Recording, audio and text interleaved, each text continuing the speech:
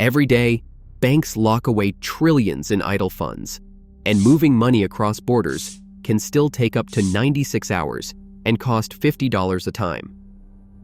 So, why do so many people still believe XRP could change everything? Because from the start, it was engineered as a bridge to bypass this friction, fast, cheap, and designed for the realities global finance faces right now. The real question is, if XRP was built for this exact world-changing role, what's stopping it from becoming the backbone of the financial future? Moving money across borders isn't just slow, it's expensive. When a business in Brazil pays a supplier in Germany, the transfer doesn't happen directly. Funds bounce through a maze of correspondent banks, each taking a cut and adding hours, sometimes days, to the process. According to World Bank data, the global system handles more than $5 trillion in cross-border flows every day. Yet, for every transaction, the average fee ranges from $26 to $50. These costs pile up fast, especially for small businesses and families sending remittances. But the real drain is hidden. Banks must pre-fund accounts in dozens of countries, tying up hundreds of billions of dollars just to make sure payments can go through. This trapped capital sits idle, earning little or nothing, unable to be used for loans, investments, or economic growth. Settlement windows stretch from 36 to 96 hours, exposing everyone to currency swings and operational risks. For consumers, the pain is even sharper. Remittance fees can eat up more than 7% of what's sent home. Every delay, every fee, every dollar locked away in dormant accounts signals a system overdue for change. The scale of this inefficiency isn't just a technical problem. It's a daily reality for economies, businesses, and millions of people worldwide. In 2012, 3 founders, Jed McCaleb, Chris Larsen, and David Schwartz, set out to build more than just another cryptocurrency. Their backgrounds ranged from early Bitcoin development to fintech entrepreneurship, but they shared a frustration with how global payments actually worked. Rather than follow Bitcoin's mining model, they wrote the XRP ledger from scratch, choosing a consensus protocol that would allow the network to settle transactions in seconds, not hours, and with negligible energy use. Every XRP token, 100 billion in total, was created at the start, with no mining ever required. This decision wasn't just about speed, it was about predictability, regulatory transparency, and ensuring the network could scale to handle real institutional traffic. Internal debates shaped the early days. McCaleb pushed for open access and a focus on utility, while Larsen and Schwartz steered the project toward partnerships with banks and payment firms. The team fought over how to allocate tokens and who should control the network's direction. McCaleb's eventual departure, he would go on to launch Stellar, reflected these tensions, but the core blueprint remained. A digital asset purpose-built as a bridge for money moving between currencies and borders. To address concerns over supply and trust, Ripple placed the majority of its XRP holdings, over 50 billion tokens, into cryptographic escrow contracts. These escrows release a fixed amount each month, with unspent tokens returned to the queue, creating transparency and limiting the risk of sudden market shocks. The ledger's architecture, from pre-minted supply to consensus and escrow mechanics, was engineered to answer the failures of legacy banking. Every design choice pointed toward a single goal: making cross-border payments as fast and frictionless as sending an email.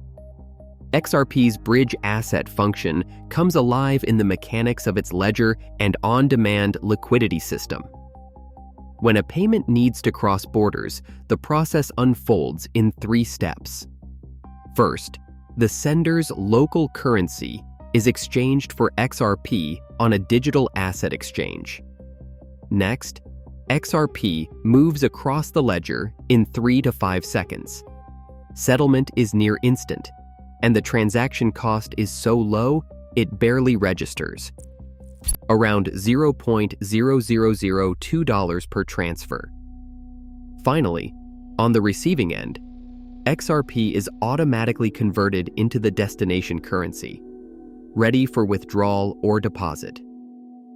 There's no need for banks to pre-fund accounts or wait for days while money hops from one intermediary to another.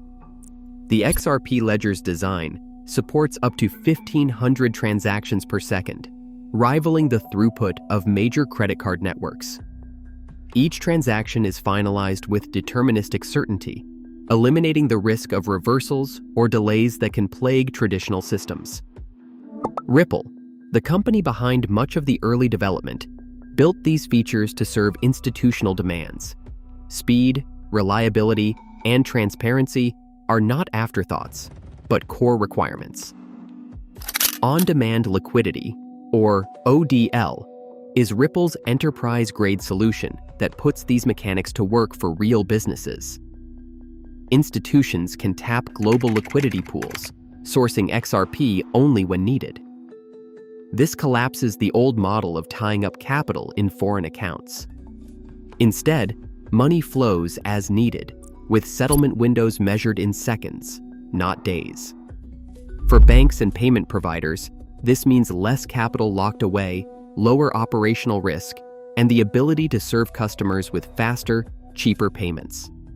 The technical foundation is now in place for institutions to validate and scale these solutions, a bridge built for the demands of modern finance. Banks and payment firms in Asia-Pacific and Latin America are now moving hundreds of millions through XRP-powered corridors every month. In Japan, SBI Remit and Coins.ph processed over 830,000 transactions in a single year along the Japan-Philippines remittance route. Before this upgrade, cross-border transfers took days and forced banks to keep large cash reserves on hand. Now, settlement happens in seconds, freeing up capital and shrinking costs to a fraction of a percent. A Treasury officer at SBI described the change as eliminating overnight working capital needs and enabling near-instant reconciliation, a shift that unlocked new lending and investment opportunities for their clients. Ripple's on-demand liquidity network is also expanding in Brazil, Argentina, and across Southeast Asia, where traditional payment rails are slow and expensive. In these regions, XRP's share of institutional trading volume has climbed sharply. APAC corridors now account for 30% of global XRP volume, while Latin America saw a 41% jump in usage year over year. Industry data shows that banks and remittance providers using ODL have saved a combined $550 million annually by bypassing the old pre-funding model. Beyond commercial pilots, central banks are experimenting with digital currencies and searching for ways to connect them. Ripple's partnerships with Bhutan and Palau on CBDC pilots use XRP-based technology to test fast, cross-border settlement. Meanwhile, confidential studies by BRICS clearinghouses and central banks in non-aligned regions have named XRP as a technically viable candidate for multi-jurisdictional payments, citing its speed and reliability. As one bank payments officer put it, XRP's operational advantages are clear. Settlement is instant, and the cost is almost nothing. These institutional experiments and pilot programs are turning XRP's bridge asset concept from theory into daily practice, fueled by the global push for faster, cheaper, and more connected money. Regulatory scrutiny reached its peak in December 2020, when the SEC filed a sweeping complaint against Ripple Labs, alleging that XRP was an unregistered security. Within days, major U.S. exchanges delisted XRP, and MoneyGram, once a flagship partner, publicly cut ties, citing regulatory uncertainty. For months, the token's future hung in the balance as legal teams, industry analysts, and independent researchers dissected the network's every detail. Critics zeroed in on governance. how much power did Ripple still hold over the XRP ledger? At the time, the majority of trusted validator slots on the default unique node list were still operated or recommended by Ripple and its affiliates, raising questions about true decentralization. Some independent audits suggested that over 60% of consensus power could be traced to a handful of entities, though Ripple pointed to ongoing efforts to diversify validators and shift governance to the XRPL Foundation and community DAOs. The legal battle culminated in July 2023, when a federal judge ruled that XRP sales on public exchanges were not securities, while direct institutional sales did violate securities law. The decision restored access to U.S. exchanges and gave institutions enough clarity to cautiously resume pilots, but it left open questions about how future sales would be regulated. Ripple's response was swift. Executives announced a multi-pronged strategy, including new disclosure protocols, enhanced compliance for institutional partners, and a plan to launch RLUSD, a USD-pegged stablecoin designed to reduce volatility risk and attract risk-averse banks. The RLUSD initiative, unveiled in mid-2024, aimed to provide a stable settlement asset alongside XRP, giving institutions a choice between speed and price certainty. Independent researchers, meanwhile, continued to warn that unless validator concentration metrics were published and governance was further democratized, systemic risk would remain. Yet, after 3 years of legal and market pressure, XRP's infrastructure had not failed. Transactions still settled in seconds. The ledger processed hundreds of thousands of payments daily. Even as regulatory, technical, and governance debates raged on, the network's resilience under fire became one of its defining features. In 2012, XRP was engineered to settle cross-border payments in 3 to 5 seconds, a stark contrast to the 36 to 96 hours required by traditional banks, as documented by the World Bank. Over a decade later, institutions in Asia and Latin America process up to 830,000 transactions daily using Ripple's on-demand liquidity, and pilots have confirmed instant settlement and lower costs.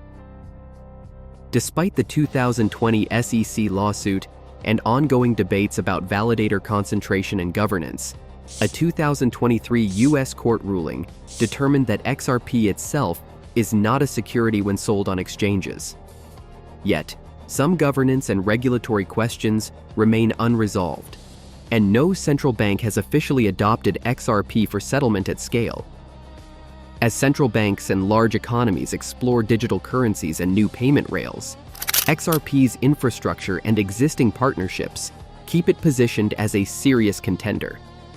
The record shows XRP is not just a speculative asset.